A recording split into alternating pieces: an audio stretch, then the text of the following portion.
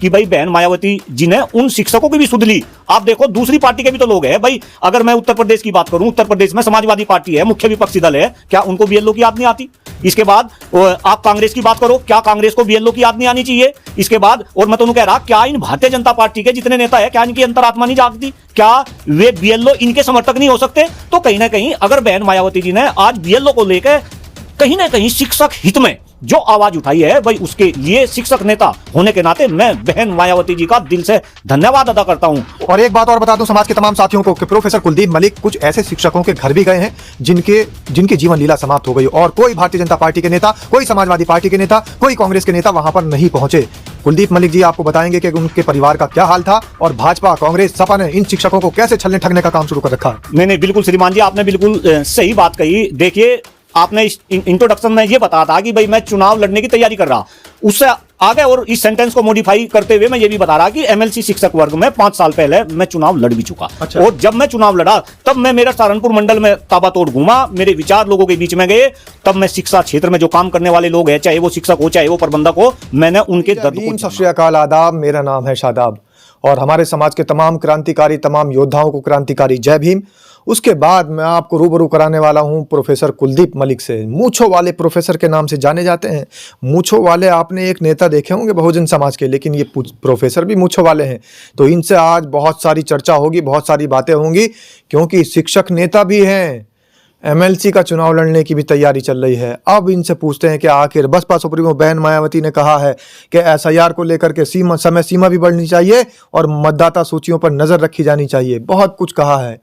देखिए श्रीमान जी, अगर बहन मायावती जी ने इस तरीके का ट्वीट करके अपने कार्यकर्ताओं को, देश की जनता को एक तरीके से आगाह किया और सरकार को चेताया कि समय सीमा बढ़ाओ और जिस तरीके से ये प्रक्रिया है इसमें संशोधन करो, और मेरे ख्याल से सरकार तक उनकी बात गई और अब समय सीमा बढ़ा दी गई, 25 तारीख होगी। और मुझे ऐसा लग रहा कि ये समय सीमा और भी बढ़ाई जाएगी। और एक बात बताओ भाई, देखिए मैं नहीं कह रहा हूं, समाज के तमाम साथियों, आज मैं ये बात नहीं कह रहा हूं, आज यहां पर बैठे हुए प्रोफेसर कुलदीप मलिक इस बात को कह रहे हैं कि बसपा सुप्रीमो बहन मायावती ने ट्वीट किया, समय सीमा बढ़ा दी गई है, समय सीमा और बढ़ा दी जाएगी। लेकिन बीएलओ की, शिक्षकों की जो स्थिति है वो बड़ी दयनीय है, उनकी सुधरती नजर नहीं आ रही है। हाँ देखिए, एक बात तो मैं ये बता दूं, अगर बहन मायावती कुछ ट्वीट करती है, इनफैक्ट अगर वो कोई स्टेटमेंट देती है तो उसकी गूंज दिल्ली तक जाती है और सरकार को कहीं ना कहीं मायावती जी की, बहन जी की बात को मानना पड़ता है, या मैं ये मानूं कि उनकी बात को मानने पर सरकार जो है बाध्य हो जाती है,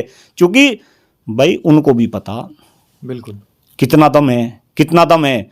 रही बात आप इस प्रक्रिया में जो बीएलओ है, भाई आप देखो ये तो सर्वविदित है कितने जो है शिक्षक बीएलओ के रूप में काम कर रहे और कितने शिक्षक परेशान होकर अब तक देश में आत्महत्या कर चुके। मुझे तो ऐसा लग रहा कि भाई बहन मायावती जी ने उन शिक्षकों की भी सुध ली। आप देखो दूसरी पार्टी के भी तो लोग हैं भाई। अगर मैं उत्तर प्रदेश की बात करूं, उत्तर प्रदेश में समाजवादी पार्टी है, मुख्य विपक्षी दल है, क्या उनको बीएलओ की याद नहीं आती? इसके बाद आप कांग्रेस की बात करो, क्या कांग्रेस को बीएलओ की याद नहीं आनी चाहिए? इसके बाद और मैं तो कह रहा, क्या इन भारतीय जनता पार्टी के जितने नेता है, क्या इनकी अंतरात्मा नहीं जागती? क्या वे बीएलओ इनके समर्थक नहीं हो सकते? तो कहीं ना कहीं अगर बहन मायावती जी ने आज बीएलओ को लेकर कहीं ना कहीं शिक्षक हित में जो आवाज उठाई है भाई, उसके लिए शिक्षक नेता होने के नाते मैं बहन मायावती जी का दिल से धन्यवाद अदा करता हूं। और एक बात और बता दूं समाज के तमाम साथियों को कि प्रोफेसर कुलदीप मलिक कुछ ऐसे शिक्षकों के घर भी गए हैं जिनकी जीवन लीला समाप्त हो गई और कोई भारतीय जनता पार्टी के नेता, कोई समाजवादी पार्टी के नेता, कोई कांग्रेस के नेता वहां पर नहीं पहुंचे। कुलदीप मलिक जी आपको बताएंगे कि उनके परिवार का क्या हाल था और भाजपा, कांग्रेस, सपा ने इन शिक्षकों को कैसे छलने ठगने का काम शुरू कर रखा है। नहीं बिल्कुल श्रीमान जी, आपने बिल्कुल सही बात कही। देखिए, आपने इस इंट्रोडक्शन में ये बताया था कि भाई मैं चुनाव लड़ने की तैयारी कर रहा, उससे आगे और इस सेंटेंस को मॉडिफाई करते हुए मैं ये भी बता रहा कि एमएलसी शिक्षक वर्ग में 5 साल पहले मैं चुनाव लड़ भी चुका। अच्छा। और जब मैं चुनाव लड़ा तब मैं मेरा सहारनपुर मंडल में ताबड़तोड़ घूमा, मेरे विचार लोगों के बीच में गए। तब मैं शिक्षा क्षेत्र में जो काम करने वाले लोग हैं, चाहे वो शिक्षक हो चाहे वो प्रबंधक हो, मैंने उनके दर्द को जाना और चूंकि उनके दर्द को जाना 5 साल हो गए, अब मैं उनके सुख दुख में शामिल हो रहा और ये मैं अनुभव कर रहा जो प्रत्याशी। अच्छा मलिक साहब, आपकी बात बीच में रोक के कहूँ, जितने बीएलओ की अभी जीवन लीला समाप्त हुई है, जिनकी जो है हत्या हुई है एक तरीके से अघोषित हत्या, उनमें सब ज्यादातर बहुजन समाज के लोग हैं, तो बहुजन समाज को ज्यादा प्रताड़ित किया जा रहा है? नहीं नहीं, एक बात बताओ भाई, बहुजन समाज तो पहले से ही प्रताड़ित होता आ रहा, अब भी हो रहा, और अगर बहुजन समाज न जागा तो आगे भी ऐसे प्रताड़ित होता रहेगा। वो तो भला हो आप जैसे मीडिया कर्मी इस मुद्दे पे बात कर रहे हैं, अदरवाइज इन मुद्दों पे भाई बहुजनों के बारे में कौन बात कर रहा? दलितों के बारे में, वंचितों के बारे में, पिछड़ों के बारे में, आदिवासियों के बारे में आज देश में चर्चा ही कहां है? आप देखो, आप जितने भी नेशनल टीवी चैनल है भाई, समस्या ये तो बहुजनों को है। एक बात बताओ भाई, एक तरफ तो धनाढ़ लोग है, एक तरफ ये गरीब बहुजन लोग है, तो धनाढ़ लोगों को क्या समस्या है? वे तो समस्या पैदा करने वाले हैं इन बहुजनों के उसमें, लेकिन इन बहुजनों की कोई बात नहीं करता। तो मैं आपको भी धन्यवाद दे रहा कि आप इस तरीके की सार्थक बहस कर रहे और कम से कम बहुजन समाज के जो भी लोग हैं उनको आप जागरूक करने का काम कर रहे, इसलिए मैं आपका बार बार धन्यवाद कर रहा, बार बार नमन कर रहा।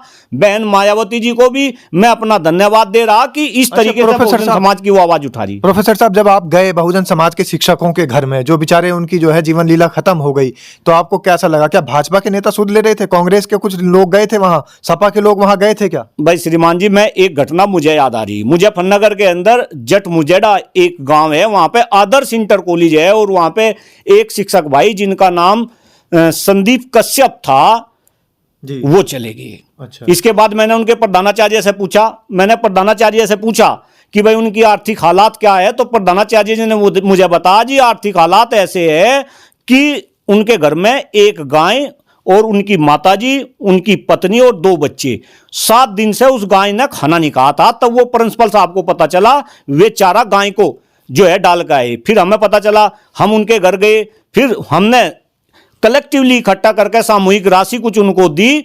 ये संदेश मैं इस वजह से देना चाह रहा कि जो लोग गाय पे राजनीति करते हैं, और एक शिक्षक जिसकी आर्थिक हालात इतने खराब हो कि उसके जाने के बाद उसकी गाय को चारा भी ना मिले, और ये भाजपा के नेता उसके घर तक जाना पसंद नहीं करते, तो कहीं ना कहीं सपा के लोग गए? नहीं, कोई नहीं गया, कोई नहीं गया, ना सपा का गया, ना भाजपा का गया, ना कोई प्रतिनिधि गया। हाँ, अगर बहुजन समाज के बजाय वो किसी उच्च वर्ग का होता तो मेरे ख्याल से वहां पर लाइन लग जाती। तो ये भी कहीं ना कहीं मैं इस तरीके का भेदभाव समाज के अंदर देख रहा, जबकि हम तो 21वीं सदी की बात कर रहे, हम तो देश को विकसित बनाने की बात कर रहे। आप मुझे बताइएगा और देश की जनता इस बात को समझिएगा कि अगर इस तरीके का दोहरा रवैया सरकार करेगी, सरकार के अंदर बैठे हुए प्रतिनिधि करेंगे, और इनफैक्ट जब ये सरकार करती है, प्रतिनिधि करते हैं, तो कई बार तो अधिकारी भी इस तरीके का बिहेव करते हैं, तो ये अपने आप में सोचनीय है। अगर भारत को विकसित बनाना तो आपको जो बहुजन समाज के लोग हैं, जो पिछड़े लोग हैं, जो दलित लोग हैं, कहीं ना कहीं उन्हें भी अग्रिम पंक्ति में लाना पड़ेगा, और उनके लिए हम और आप जैसे लोगों को उनके हकों की लड़ाई लड़नी पड़ेगी। देखिए, प्रोफेसर कुलदीप मलिक ने साफ तौर पर कह दिया है कि गौ को माता कहने वाले लोग, जब एक शिक्षक की गाय बेचारी भूख से तरस रही थी तो वहां पर कोई खाना देने के लिए नहीं पहुंचा था। इसीलिए बाबा साहब भीमराव अंबेडकर ने तमाम मुक्तिदाता बनकर के तमाम लोगों को मुक्ति दिलाई है और पाखंड के चंगुल से बचाने का काम किया है। प्रोफेसर साहब, लेकिन आप जब समाज में घूमते हैं, आप इलेक्शन भी लड़े हैं, आप क्या देखते हैं कि बहुजन समाज की स्थिति जैसी दयनीय है, और बसपा सुप्रीमो बहन मायावती जब भी इनकी आवाज उठाती है तो तुरंत एकदम बहुजन समाज उन्हीं के साथ में नजर आता है। बहुत सारे लोग कह रहे हैं कि बहुजन समाज छिटक चुका है। देखिए श्रीमान जी, मैंने वो दौर भी देखा जब बहन मायावती उत्तर प्रदेश की मुख्यमंत्री थी, और जिस तरीके से काम किए उन्होंने, वैसे उन्होंने सबके लिए काम करे, सर्व जाति को वो लेकर चली। अगर आप उनकी कैबिनेट का जो दायरा देखा उसमें भी सर्व जाति के लोग थे, लेकिन जिस तरीके से दलितों के लिए, पिछड़ों के लिए, वंचितों के लिए, आदिवासियों के लिए बहन मायावती जी ने काम करा, शायद उसी का ही नतीजा है कि भले ही आज वो सत्ता में नहीं, लेकिन जब जब बहन मायावती कोई आवाज देती है तो सारा का सारा बहुजन समाज का लोग, पिछड़े लोग और दूसरी जाति के लोग भी, मैं तो केवल उनको उस दायरे तक बांधना नहीं चाहता, दूसरी जाति के लोग भी उनकी एक आवाज पे खड़े हो जाते हैं। अभी हमने देखा लखनऊ के अंदर कितनी जबरदस्त, पूरे लखनऊ के अंदर जो है जब उनकी रैली हुई तो किस तरीके का जनसैलाब वहां पर आया, और उससे जो केंद्र की और प्रदेश की सरकार थी उनकी भी जो है नींद उड़ गई इस तरीके का जनसैलाब देखकर। तो अपने आप में ये बहुत ही अच्छी बात है और बहुजन समाज के लिए एक बहुत ही बड़ा शुभ संकेत है। अब शुभ संकेत मिल चुका है। समझ लीजिए समाज के तमाम साथियों, तमाम योद्धाओं के शुभ संकेत मिल चुका है। अब नेता ही नहीं, अब शिक्षक नेता भी इस बात को कह रहे हैं कि चारों तरफ बहुजन समाज पार्टी के तमाम कार्यकर्ता, समर्थक, पदाधिकारी लास्ट टाइम पर ये गए थे तो जमीन पर उतर करके मेहनत कर रहे हैं और जमीन पर उतर करके बता रहे हैं कि बसपा की नीतियां क्या थी। बसपा के शासनकाल में सर्वजन हिताय सर्वजन सुखाय की नीति पर काम हुआ था। तो आप क्या मानते हैं? अगर आपको लगता है कि सर्वजन हिताय सर्वजन सुखाय की नीति ही बसपा की नीति है और वही देश को विश्वगुरु बनाएगी, वही देश को आगे बढ़ाएगी, तो एक बार कमेंट में लिख दीजिए जय भीम। और आप वीडियो कहां से देख रहे हैं, हाथी कहां तक पहुंचा, यह भी जरूर लिख दीजिएगा। बहुत बहुत धन्यवाद साहब। बहुत बहुत धन्यवाद श्रीमान जी। जय भीम, जय संविधान, नमो बुद्धाय।